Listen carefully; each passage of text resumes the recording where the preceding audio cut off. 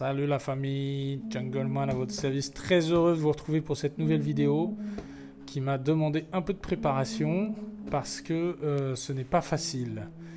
Et si tu n'y comprends rien... Ce n'est pas ta faute, il faut pas t'inquiéter. C'est pour ça que je fais cette vidéo, donc en fait ça suit un peu la vidéo, la première vidéo que j'ai faite concernant les distinctions entre les différentes races de Pitbull, Amstaff Bully. Que je vous conseille de regarder si vous n'avez pas encore regardé, bien évidemment. Et donc, j'ai décidé d'expliquer les règles, les lois en France. Donc, on va faire ça aujourd'hui. Je vais vous expliquer toutes les lois qui concernent la propriété, donc le fait d'avoir un chien. Donc, il y a catégorie 1, catégorie 2, catégorie 3. Donc, je vais essayer d'être très clair, comme d'habitude. Et puis voilà, j'espère qu'à la fin de cette vidéo, vous comprendrez tout et vous saurez les tenants et les aboutissants. Si vous avez déjà un chien, donc que faire, comment faire pour le régulariser. Si vous n'en avez pas encore un et vous vous demandez est-ce que ça vaut le coup d'en avoir un avec toutes ces règles. Et puis si vous n'en avez pas encore un et vous vous dites tiens, je vais en avoir un et je m'en fous des règles, et ben voilà, regardez cette vidéo et vous saurez tout, c'est parti.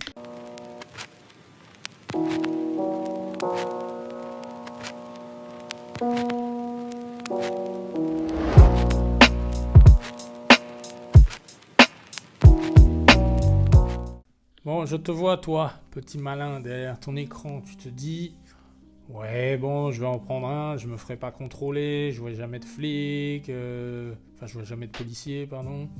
J'habite dans un endroit tranquille, je ferai ce que je veux, et puis voilà. Bah, on va voir ça, on va voir si c'est si simple, ok? Alors déjà, les chiens à abattre, qu'est-ce que c'est? Quand je dis à abattre, parce que c'est ce qu'ils veulent en fait, hein, en vrai. Donc, ils ont 3 cibles. Les 3 cibles, c'est le Tosa Inu, qui est un chien japonais, qui franchement, à la base, c'est un peu bizarre qu'il soit sur cette liste, parce que c'est pas le chien le plus connu, il y a beaucoup de gens qui ne connaissent pas, mais qui apparemment est considéré comme dangereux. Ensuite, le deuxième, c'est le Pitbull, bien évidemment. Le Pitbull et sa très mauvaise réputation, justifiée ou pas justifiée, bon, bah, vous savez ce que j'en pense. Et ensuite, il y a le Mastiff Boer Bull. Alors, Boer Bull, c'est le chien africain qui se bat avec les lions. Le Mastiff, c'est pas la même chose. Mais bon, voilà, c'est un peu tous les chiens qui se ressemblent. On va dire, le type Mastiff, ça peut aller jusqu'au matin napolitain. Donc voilà, c'est les chiens comme ça, un peu de ce type-là. Dans la catégorie 1, ils sont clairs, hein, puisqu'il n'y a pas de papier. Donc c'est des chiens qui ont un physique de ce type-là. Voilà, donc si vous avez un chien qui a un physique de ce type-là et qui n'a pas de papier, problème. Ensuite, il y a la catégorie 2. Dans la catégorie 2, vous avez les Tosa, vous avez les Amstaff, qui sont un pitbull qui a des papiers, en gros. Bon, regardez ma vidéo encore une fois d'avant, j'y fais référence. On voit la différence entre un Amstaff, American Staffordshire, et un pitbull. Et puis, il y a le Rottweiler aussi. Alors, franchement, je me demande ce qu'il fait là, le Rottweiler. Donc voilà, donc on va parler de ça et on va détailler tout ça. Parce que franchement, il faut détailler, c'est pas si simple. Donc, différence entre les chiens de catégorie 1. Catégorie 1, ils sont appelés chiens d'attaque. Voilà, c'est le titre, c'est la dénomination. Tout ce que je dis, c'est factuel, hein, c'est pas moi qui le dis. Et ensuite, les chiens de catégorie 2 sont appelés les chiens de garde et de défense. C'est comme ça qu'on fait la différence. Donc en fait, un pitbull qui n'a pas de papier est un chien d'attaque. Et un pitbull, enfin un Amstaff qui a des papiers, devient un chien de garde et de défense. Voilà, il a ses papiers, il est bon. Les chiens de catégorie 3, bah, c'est tous les autres. Donc, et dans les chiens de catégorie 3, accrochez-vous, hein, vous avez des dogs argentins, vous pouvez avoir des Doberman, enfin des chiens, voilà, des chiens qui, entre de mauvaises mains, pourraient aussi être des choses dangereuses, bien évidemment. Mais voilà, je ne sais pas pourquoi, c'est pas peut-être sur la quantité des accidents, c'est évident que c'est à cause de ça. Mais bon, je ne vais pas passer mon temps à juger si cette loi est valable ou pas. Ce n'est pas le point de cette vidéo. Le point de cette vidéo, c'est juste d'être clair pour que tout le monde comprenne. Voilà, comme ça, vous savez dans quoi vous vous engagez si vous prenez un molosses en ce moment en France, quoi. Alors, avoir un chien de catégorie 1, comment vous pouvez vous retrouver avec un chien de catégorie 1 ? Bah, c'est simple, c'est un chien... Vous pouvez l'acheter, je sais pas, quelqu'un, un éleveur clandestin, là, les éleveurs yard breeder, comme on dit en anglais, quoi, ceux qui font leurs petits élevages avec des chiens, entre deux chiens de catégorie 1 ensemble. Puis voilà, et ils vous le vendent sous le manteau, sur le Bon Coin, j'en sais rien, vous pouvez trouver ça. Et ça, voilà, déjà vous pouvez l'obtenir comme ça. Ou alors, vous allez à l'étranger et vous ramenez votre chien dans la voiture et la douane ne vous chope pas, ce qui est fort probable parce que franchement, ils contrôlent pas beaucoup de voitures. Donc, imaginez-vous, voilà, vous allez en Hollande ou dans certaines destinations connues pour ça et vous ramenez votre chien en France.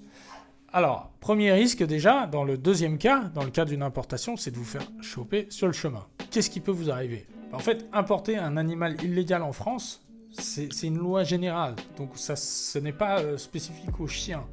C'est tout animal illégal sur le territoire français, c'est puni par la loi. Parce que ça peut amener des virus, ça peut être une espèce invasive. Enfin bref, il y a de multiples raisons qui font que y a une loi qui dit que voilà, et heureusement d'ailleurs, on ne peut pas amener tous les animaux qu'on veut en France.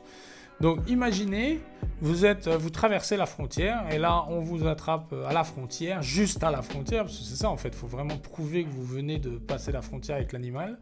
Et voilà, on vous chope avec l'animal et on vous demande les papiers de l'animal, vous ne les avez pas, vous n'avez pas les papiers. Qu'est-ce que vous risquez ? C'est 2 ans d'emprisonnement et 15 000 € d'amende. Voilà, déjà ça c'est le premier risque en important un animal d'un autre pays qui n'aurait pas ses papiers, alors que des chiens de catégorie 2 peuvent être importés en faisant les papiers, tous les papiers légaux, c'est possible. C'est pas interdit d'importer un animal de catégorie 2 puisqu'ils sont légaux sur le territoire.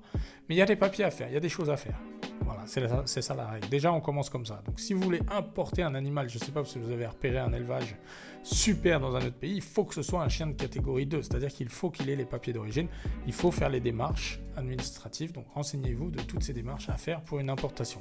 C'est quand même un cas très spécifique, donc je ne vais pas détailler ça ici. Bon, maintenant le chien, votre animal de catégorie 1, votre chien de catégorie 1 est sur le territoire, vous n'avez pas les papiers, et là, contrôle de la police. Il vous demande les papiers du chien, non, j'ai pas mes papiers, blablabla. Qu'est-ce que vous risquez ? Alors là, c'est bon, c'est un peu moins chaud que d'importer, mais c'est quand même 3 mois d'emprisonnement et 3 750 € d'amende. Voilà, c'est ce qui se passe. Alors vous dites, mince, qu'est-ce que je fais ? Bon, alors, on y est là, hein ? Donc vous avez le choix. Là, on est vraiment à la personne qui n'a rien fait, qui n'a rien voulu faire, aucune déclaration, j'y vais, je me dis, vas-y, je m'en fous, je fais ce que je veux, je suis libre dans ma tête, j'ai mon chien, je fais ce que je veux. Voilà, c'est ce qui peut vous arriver, ok ? Alors vous prenez le risque, vous le prenez pas, c'est comme vous voulez.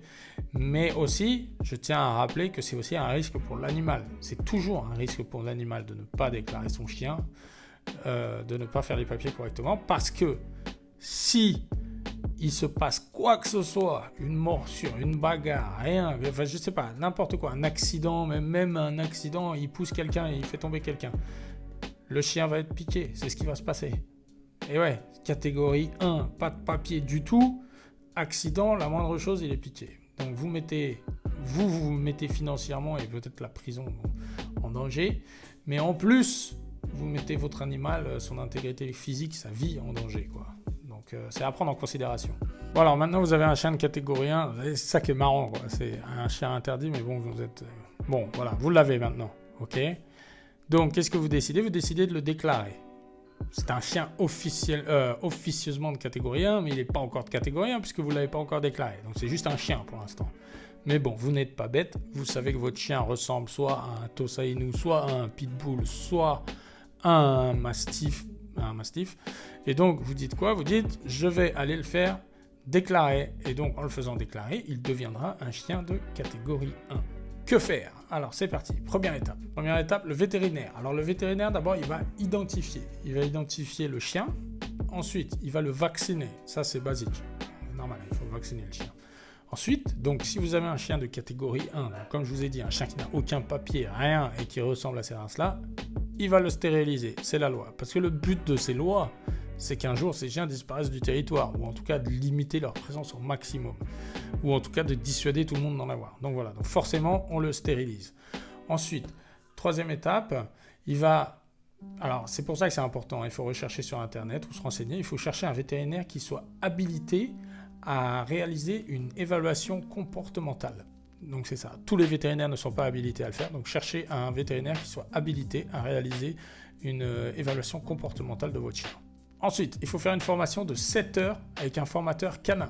Donc pareil, il faut chercher, vous cherchez sur Google, petit centre canin habilité à faire les formations de chiens de catégorie 1, vous allez voir, vous allez trouver. Et vous allez là-bas, vous faites la formation de 7 heures. Alors je précise bien, toutes ces démarches sont à vos frais. C'est votre choix. C'est votre choix d'avoir un chien de catégorie 1. Vous savez ce qu'il en est. En tout cas, après cette vidéo, vous saurez encore plus ce qu'il en est. Donc je vous le dis, tous ces frais sont à votre charge. C'est pas gratuit. Il n'y a pas de raison que ce soit gratuit, que l'État prenne ça en charge, vu que eux ne veulent pas de ces chiens sur le territoire. Vous faites votre formation de 7 heures. Voilà. Et après, vous obtenez un papier qui dit, voilà, j'ai fait ma formation de 7 heures. Bon, c'est pour vérifier que vous savez le tenir, votre chien, forcément. À la base, ça, c'est pas mal, en vrai. Il y a certaines parties de ces lois qui sont pas mal. Ensuite, il va falloir avoir une assurance. Il faut le faire assurer, votre chien. Et ouais. Donc, en fait, c'est une assurance qui va couvrir le propriétaire en matière de responsabilité civile. Donc, en fait, si votre chien fait des dommages, voilà, et ben, cette assurance va couvrir les dommages. Et donc, c'est important. Alors, j'ai regardé un peu. Franchement, les prix, ça va de 25 €. Il y a peut-être moins cher. Hein. Si vous avez moins cher, écrivez-moi dans les commentaires. Mais moi, j'ai trouvé ça va de 25 € à 65 €. Et en vrai, ils conseillent même d'assurer tous les chiens. Hein. Pas que les chiens de catégorie 1, catégorie 2. Il y a des gens aussi qui ont des chiens de catégorie 3 et qui les assurent, quoi. Donc j'ai trouvé ça, c'est très facile, il faut regarder sur Google, vous cherchez, il y a beaucoup de compagnies qui font ça, qui peuvent assurer votre chien. Donc renseignez-vous, mais en tout cas, c'est obligatoire. Bon, quand vous avez fait tout ça, toutes ces démarches, vous allez à la mairie de votre ville, là où vous habitez. N'oubliez pas l'attestation de stérilisation du chien, hein, tout ça, enfin toutes les attestations, tout ce que vous avez fait, tout ce que je viens de décrire, vous amenez des preuves de ça. Et vous allez obtenir un permis de détention. Provisoire si le chien a moins d'1 an et définitif si le chien a plus d'1 an. Voilà. Aussi, ils vont vous demander bien sûr un justificatif de domicile, enfin ils veulent savoir où vous habitez, quoi. Donc voilà, et là vous avez votre permis. Donc là, ça y est, vous êtes en règle. Donc il n'y aura plus d'amende et plus de peine de prison. Cependant, c'est là que commence le fun. C'est là qu'on va voir toutes les règles qu'il faut suivre si on ne veut pas avoir de problème. Et toi, si tu penses pouvoir vivre sans respecter ces règles, eh bien, on va voir. Attends-toi à peut-être quelques soucis. Alors, je précise que tout ce que je viens de dire est absolument valable pour les chiens de catégorie 1 et pour les chiens de catégorie 2, à l'exception de la stérilisation. C'est-à-dire que les chiens de catégorie 2 n'ont pas besoin d'être stérilisés. C'est la seule différence. Mais sinon, les démarches sont les mêmes. Okay ? Bon, alors ne stérilisez pas votre chien de catégorie 2. Hein. Alors maintenant, on va voir quelle est la différence entre un chien de catégorie 1 et un chien de catégorie 2. Qu'est-ce qui fait que je peux obtenir la catégorie 2 et pas la catégorie 1 ? Qu'est-ce qui fait que mon chien n'est pas un chien d'attaque, mais un chien de garde et de défense ? Alors, on va voir ça tout de suite. Alors, en France, on a quelque chose qui s'appelle le LOF. C'est le livre des origines françaises. C'est en gros, déjà ça date de 1885. Alors, vous imaginez quoi. 1885, on est à près de 150 ans. Donc c'est un livre qui regroupe tous les chiens qui sont nés et qui naissent en France. Ok ? C'est le registre officiel des chiens en France. Des fois, je vois des articles qui disent un registre reconnu, mais en fait, c'est le seul, quoi. Ou alors, si je me trompe, vous me dites, hein, encore une fois, dans les commentaires, mais pour moi, c'est le seul. Donc, normalement, si votre chien est d'une race, il doit être inscrit dans cette liste. Donc, si c'est un Tosa Inu, ou un American Staffordshire Terrier, ou un Staffordshire Terrier, ou... non, pas forcément. Alors, je répète. Si c'est un Tosa Inu, un American Staffordshire Terrier ou un Staffordshire Terrier, il doit être inscrit dans le LOF. C'est la règle. S'il n'est pas inscrit dans le LOF, bam, il part en catégorie 1. Ok ? S'il est inscrit dans le LOF, il sera catégorie 2.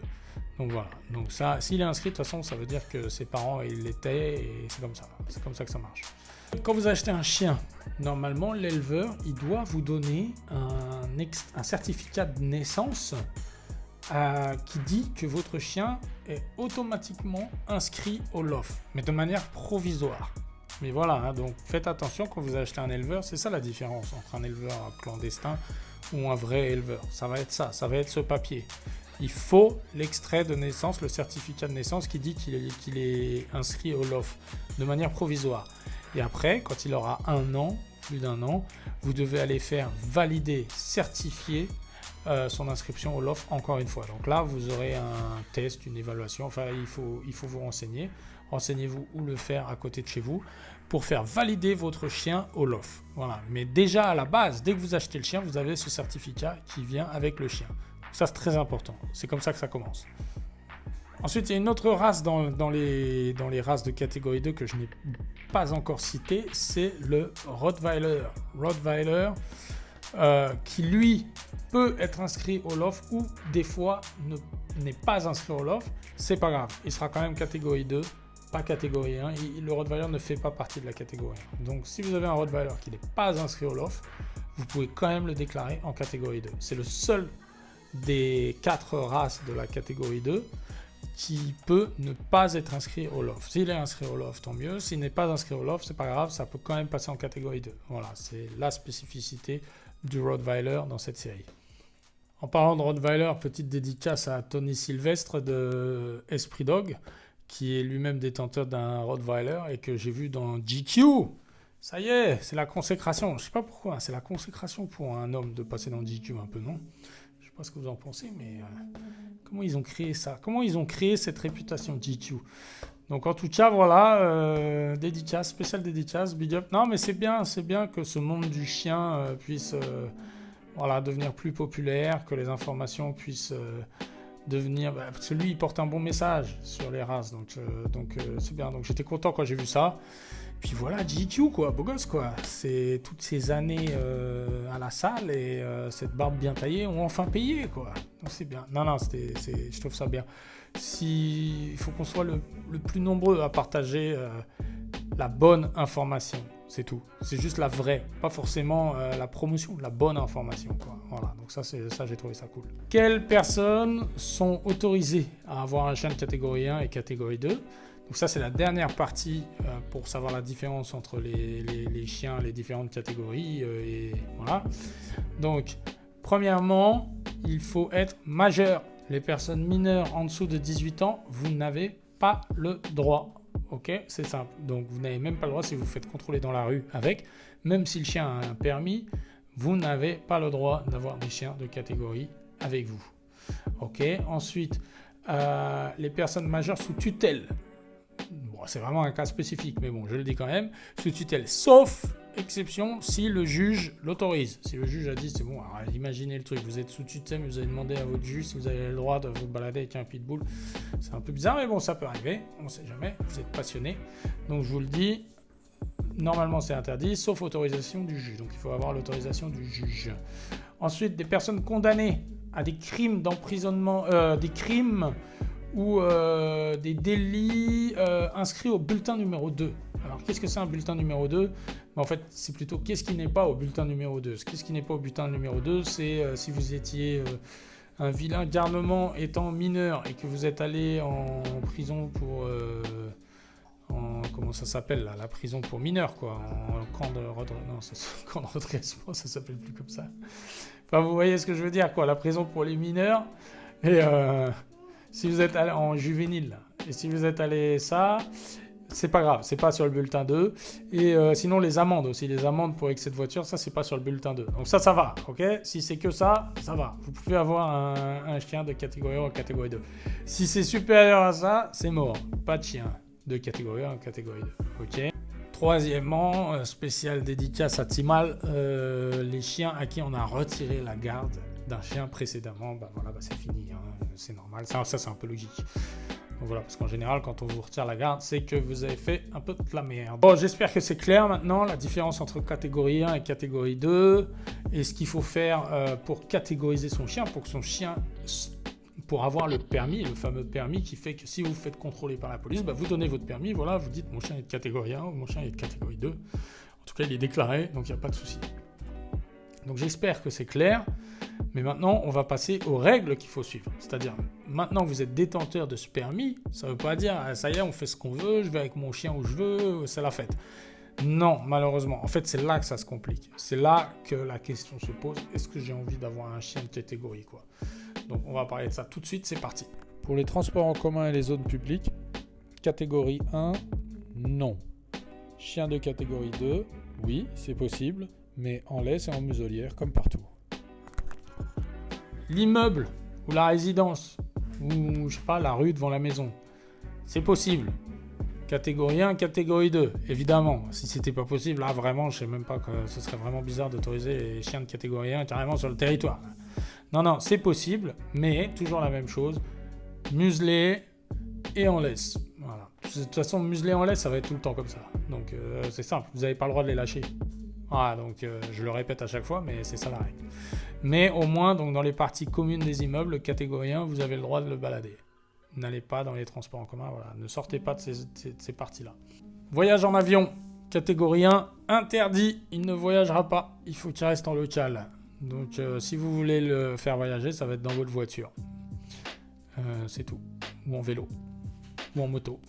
Je sais pas si vous êtes chaud pour le voyage en moto avec votre chien dessus. Et catégorie 2, c'est possible. Donner ou vendre votre chien. Catégorie 1, non. Catégorie 2, oui. Bien sûr, il y a des papiers à faire. Importation. J'en ai déjà parlé. Bien évidemment, l'importation des chiens de catégorie 1 est interdite. Et l'importation des chiens de catégorie 2 est possible. Il faut juste faire les papiers qu'il faut. Mais c'est possible. Ça, je l'avais déjà dit avant. Pour les amendes, la première règle est un peu drôle. Parce qu'en fait, si une personne non autorisée est détentrice d'un chien de deuxième catégorie, elle est passible de 6 mois d'emprisonnement et de 7 500 € d'amende. Mais vu qu'une personne qui ne peut pas avoir un chien de catégorie, c'est soit un mineur, donc il ne va pas avoir cette peine-là, clairement, soit une personne qui a un casier judiciaire, alors lui il prend cher, c'est déjà qu'il a un casier, mais en plus il y a 6 mois d'emprisonnement en plus, 7 500 € d'amende, ou alors une personne sous tutelle, alors là, et voilà, donc sous tutelle, et en plus il se retrouve avec 6 mois d'emprisonnement et 7 500 € d'amende. Donc je ne sais pas si c'est ce qui est déjà arrivé. Votre chien est sans laisse. Normalement, l'amende, c'est une amende comme une infraction municipale, donc c'est 38 €. Pour la muselière, là, c'est un peu plus élevé. On monte à 150 €. Et en cas de poursuite pénale, ça peut s'élever jusqu'à 7 500 €. Donc là, la muselière, c'est beaucoup plus sérieux là-dessus. Forcément, parce qu'un chien sans laisse, mais qui a la muselière, ça reste quelque chose de moins dangereux de toute façon. La muselière, c'est vraiment ce qui est important dans ces lois. Donc c'est ça le travail je pense que c'est ça qu'on doit faire en tant qu'éleveur. C'est déjà pas d'éleveur, de propriétaire de chiens déjà. Chacun de vous là, les propriétaires de chiens qui comme moi aimaient les molosses, qui comme moi aimaient ces chiens à très mauvaise réputation, et qui vous, je sais que vous comprenez pas pourquoi. Je sais que quand vous allez à un apéro avec des amis, vous passez votre vie à les défendre. Mais bon, c'est comme ça. Les médias les ont pris pour cible et ils ont très mauvaise réputation. Mais la première chose à faire, c'est de ne pas rentrer dans leur jeu. Donc, c'est de faire tout ce qu'ils demandent. On déclare, on met le chien en règle. Et puis, c'est d'éduquer votre chien. Éduquez votre chien, sociabilisez-le, faites-en un chien parfait. Et voilà, parce que c'est comme ça. C'est à force de montrer le potentiel extraordinaire de ces chiens que peut-être que les choses vont changer. Et puis voilà, même si bon, voilà, c'est une vidéo. Je vais commencer, putain.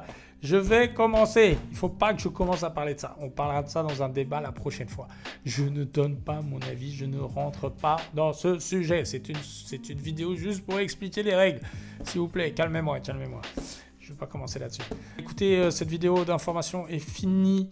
Partagez. Abonnez-vous, bien évidemment, abonnez-vous et likez et commentez si vous avez des choses à dire, s'il y a des choses que j'ai oublié de dire, si vous les complétez, dites-les. Si vous avez des choses sur lesquelles vous n'êtes pas d'accord, vous me dites. Et voilà, c'est juste votre impression aussi, vous faites ce que vous voulez. Dites-le moi, je lis absolument tous les commentaires, évidemment. C'est le début de ma nouvelle chaîne. J'ai déjà eu des chaînes auparavant, mais celle-ci, je recommence une nouvelle chaîne. Donc j'ai besoin de force, j'ai besoin d'abonnement, s'il vous plaît, soutenez-moi. C'est parti, on recommence, ce serait bien. de faire quelque chose de bien de cette chaîne. Ça me ferait plaisir. La famille, c'était Jungleman et je vous dis à bientôt. Ciao.